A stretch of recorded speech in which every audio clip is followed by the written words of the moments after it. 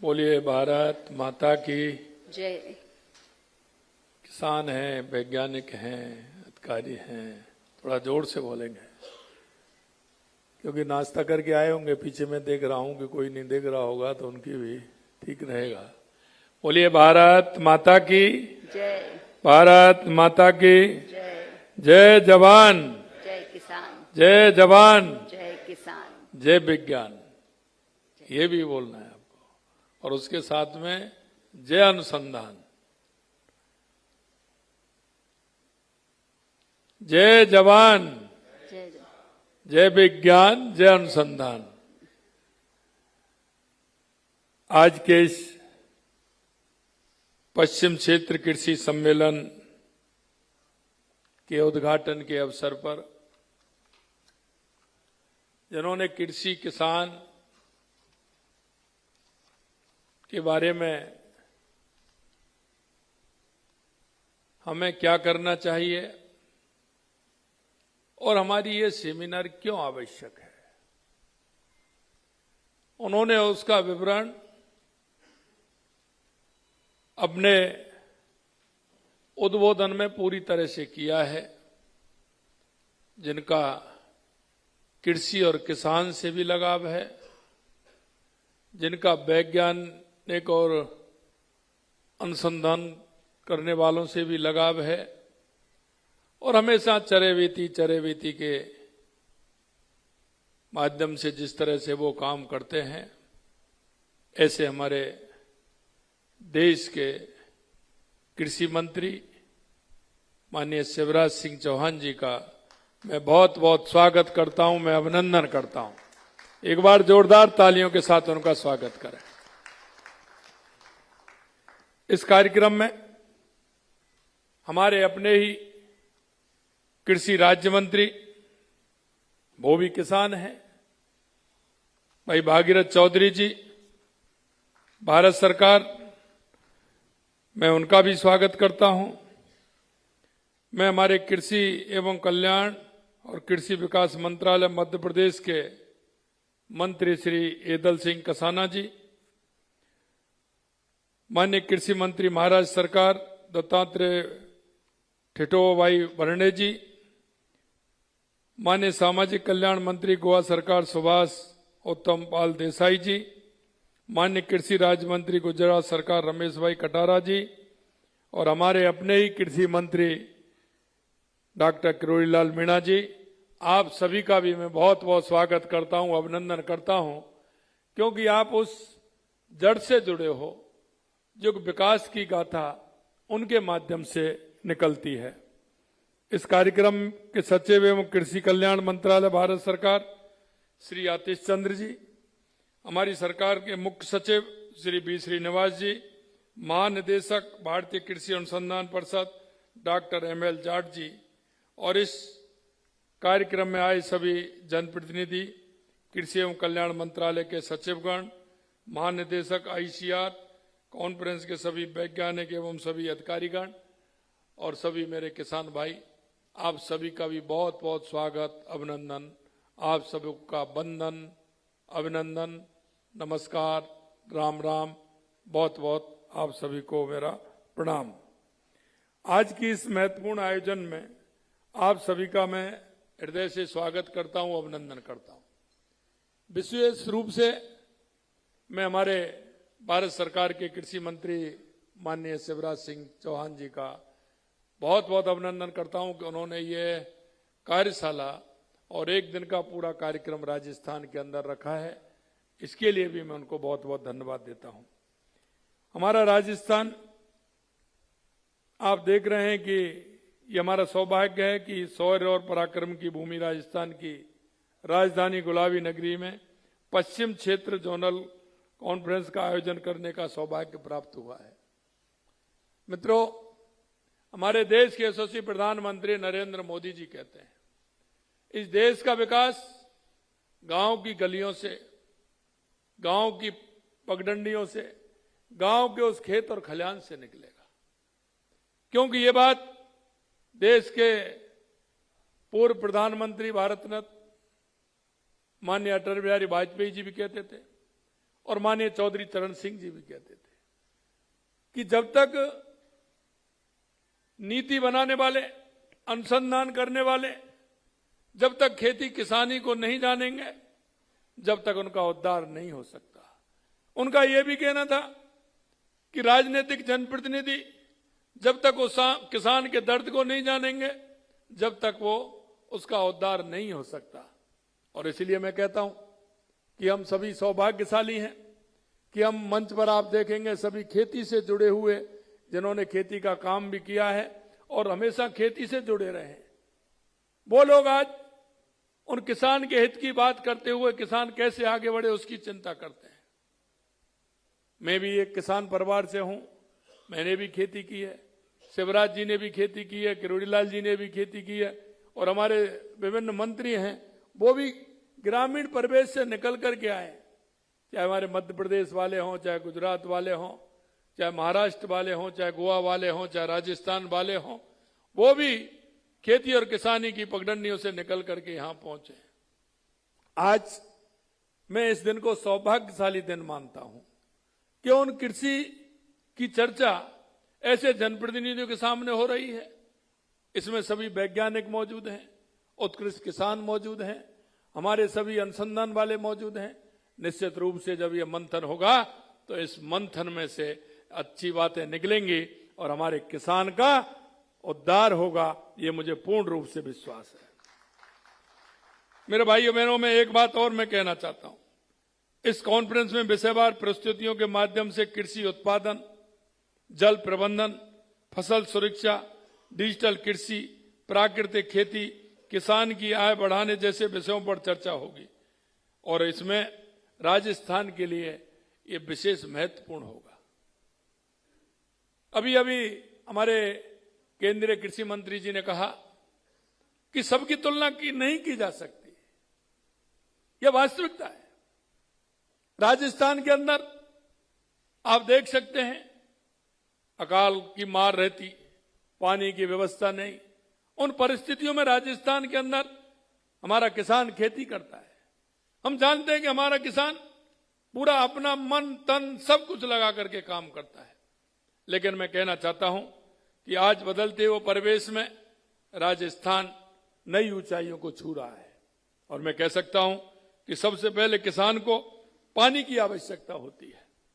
मैं धन्यवाद देना चाहता हूं देश के यशस्वी प्रधानमंत्री नरेंद्र मोदी जी को कि पिछले 2 साल के अंदर हमने किसान की खेती के लिए, किसान को शुद्ध पानी के लिए, उनके पशुओं को पानी के लिए हमने बड़ी बड़ी योजनाओं को लेकर के हम आए हैं। चाहे हमारी ERCP की योजना हो जिसमें 17 जिले हैं, 4 लाख हेक्टेयर से ज्यादा भूमि को पानी मिलेगा, चाहे हमारा यमुना समझौता हो या इंदिरा गांधी गंगा नहर को आगे बढ़ाते हुए 5,000 करोड़ रुपए के काम करते हुए हमें उसमें भी काफी हमारी सिंचाई की जमीन बढ़ने वाली है, चाहे हमारी माई डैम से हमारी सोम कमला के माध्यम से जमाई बांध में पानी हो, नर्मदा का पानी हो, ब्राह्मणी नदी से हमारे बीसलपुर में पानी आने का हो, इन सारी व्यवस्थाओं से हमारी खेती किसानी में बहुत बड़ा अंतर आने वाला है। मित्रों, मैं एक बात हमेशा कहता हूं, क्योंकि हारी हुई जंग पर कौन लड़ता है? हारी हुई जंग पर हमेशा किसान लड़ता है, चाहे उसको खेती में कुछ बचे, फायदा हो नहीं हो, लेकिन अगली बार भी उसको खेती वही करनी है, खेती वही करेगा। इसलिए उसको कहते हैं कि किसान वो व्यक्ति है जो हारी हुई जंग पर भी लड़ता है। और पहले जो मानते थे वो कहते थे उत्तम खेती, मध्यम व्यापार और तृतीय नौकरी, लेकिन आप देख सकते हैं बदलते परिवेश में इसकी कहानी भी बदल गई। जो पहले नंबर उत्तम खेती थी वो तीसरे पर पहुंच गई और जो नौकरी थी वो पहले पर आ गई। आज देखते हैं कि सभी नौकरी के लिए काम करते हैं। हमारे अंदर भी चिंता होती है, परिवार के अंदर माता पिता को भी चिंता होती है, क्योंकि खेती धीरे धीरे घाटे का सौदा बना। लेकिन मैं कहना चाहता हूं 2014 के बाद देश के यशस्वी प्रधानमंत्री नरेंद्र मोदी जी ने कहा कि किसान की आय दुगनी करेंगे, किसान को विकसित करेंगे, और किसान हमारा विकसित होगा तो हमारा प्रदेश भी विकसित होगा और हमारा देश भी विकसित होगा। इसलिए आप परिवर्तन भी देख रहे हैं। आज इस तरह की सेमिनार पहली बार हो रही है, और ये भी अलग अलग राज्यों की। मैं धन्यवाद देना चाहता हूं हमारे केंद्रीय कृषि मंत्री शिवराज सिंह जी को कि उन्होंने पहला ये कार्यक्रम राजस्थान के अंदर रखा है और इसमें 5 प्रदेश इसमें हिस्सा ले रहे हैं। क्योंकि जब तक हम उसके मूल को नहीं समझेंगे, जब तक हम उसके दर्द को नहीं समझेंगे, किसान के साथ जुड़ करके उसको कैसे फायदा हो सकता है। हमारा तिलहन में फायदा है, तिलहन में फायदा है। हम उस खेती को जब तक हम वैज्ञानिक परख नहीं बनाएंगे, और मैं हमेशा कहता हूं कि हमको खेती वो करनी चाहिए जिसमें किसान का लाभ हो, बाजार ठीक हो, उसका भाव ठीक मिले। हमें नई तरीके अपनाने चाहिए। एक बात मैं हमारे किसान भाइयों से भी कहना चाहता हूं, हमारी कुछ खेती पारंपरिक खेती है, हम लगातार उसके पीछे पड़ रहे हैं, उसमें हमेशा घाटा जा रहा है, लेकिन फिर भी हम वही कर रहे हैं। मैं आपसे कहना चाहता हूं कि हमको बदलना होगा, हमें फलों की तरफ जाना होगा, हमें सब्जी की तरफ जाना होगा, हमने दलहन की तरफ जाना होगा, हमें तिलहन की तरफ जाना होगा। अगर हम उन खेती की तरफ जाएंगे तो निश्चित रूप से वो हमारे मुनाफा का सौदा होगा। क्योंकि आप देख रहे हैं, देश के यशस्वी प्रधानमंत्री नरेंद्र मोदी जी ने जब तीसरी बार प्रधानमंत्री बने और चुन करके आए थे, तो जिस दिन कुर्सी पर बैठे उस दिन पहले दिन अगर उन्होंने किसी फाइल पर दस्तखत किए तो मेरे किसान भाइयों की फाइल थी, जिसमें सम्मान निधि बढ़ाने का काम उन्होंने किया, उस फाइल पर दस्तखत किए। मैं आपसे इतना ही कहना चाहता हूं मेरे भाइयों कि सरकार जिस तरह से चिंता कर रही है, चाहे वो राजस्थान की सरकार हो, चाहे हमारी केंद्र की सरकार हो, चाहे हमारे और प्रदेशों की सरकार हो, लगातार वो इस बात पर जोर दे रही है कि हमारे किसान की आय कैसे बढ़ सकती है। आधुनिक खेती के माध्यम से कम पानी उसमें लगे, फसल ज्यादा हो। लेकिन आज भी हम करते हैं, मैं गांव में जाता हूं, किसानों के साथ जब मेरी मुलाकात होती है तो मैं उनसे कहता हूं, क्योंकि मैंने भी वही खेती की है, बड़े बड़े पग बना दिए, पानी मोड़ दिया, घड़ी लगा ली, 20 मिनट में भरेगी, आधा घंटा में भरेगी, 1 घंटे में भरेगी।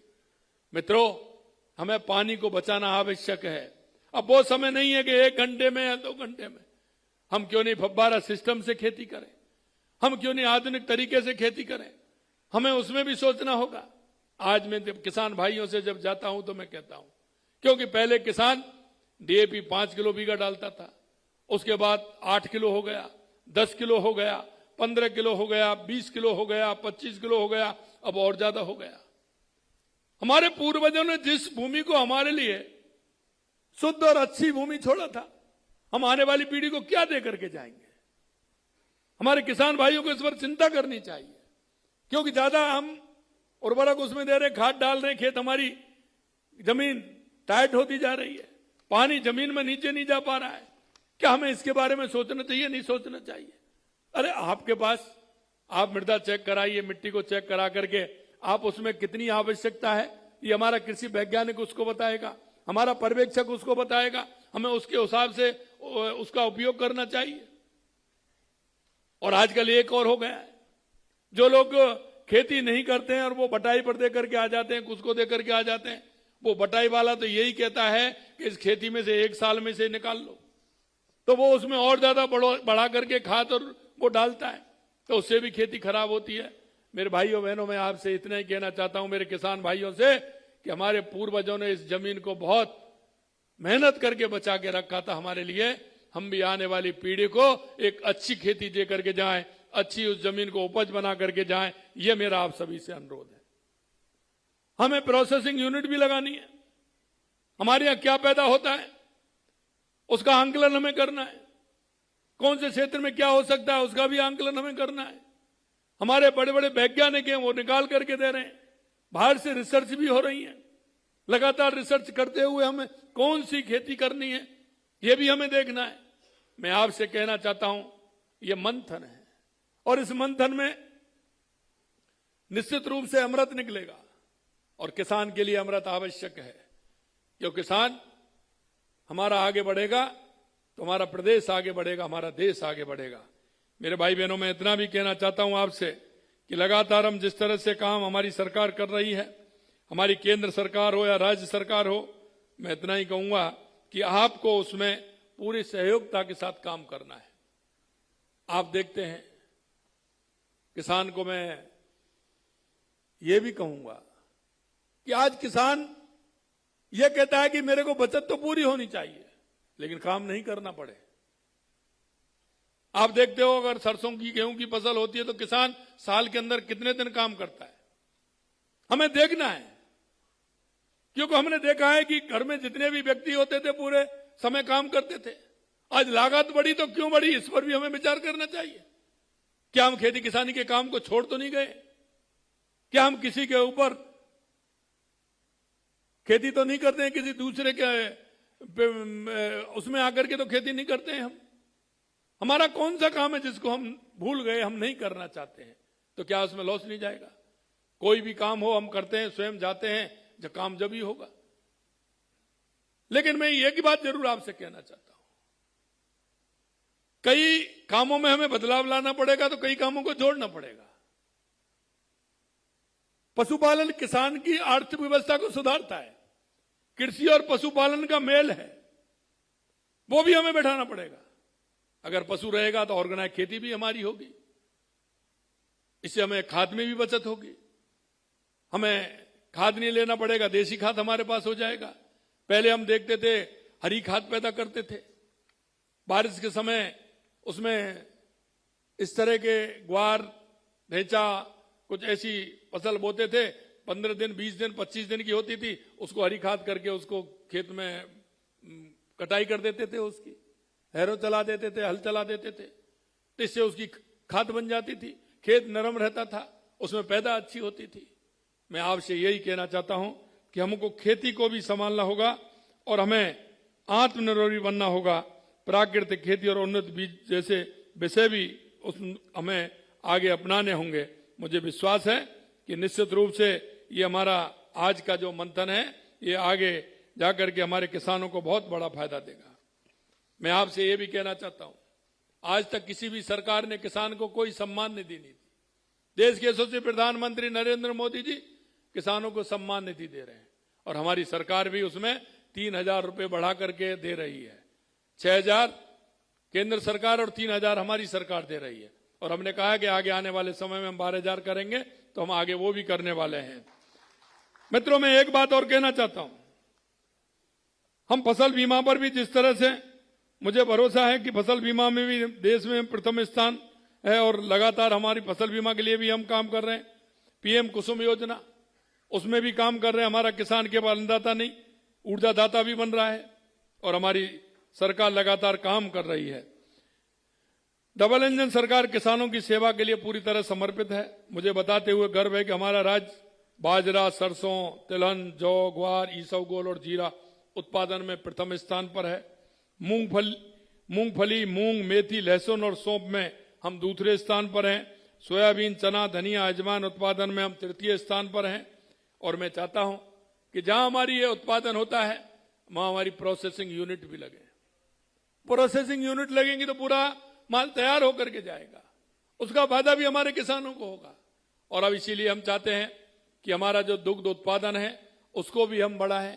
आज से 3-4 दिन पहले डेयरी की मैंने बैठक ली थी, उसमें हमने कहा है कि हमारा उत्पादन हम 45 लाख लीटर का है, उसको बढ़ा करके हम 80 लाख लीटर करेंगे। उसमें कहां कहां हमें प्रोसेसिंग मशीन लगानी है, कहां यूनिट लगानी है, उस काम को भी हम करने वाले हैं।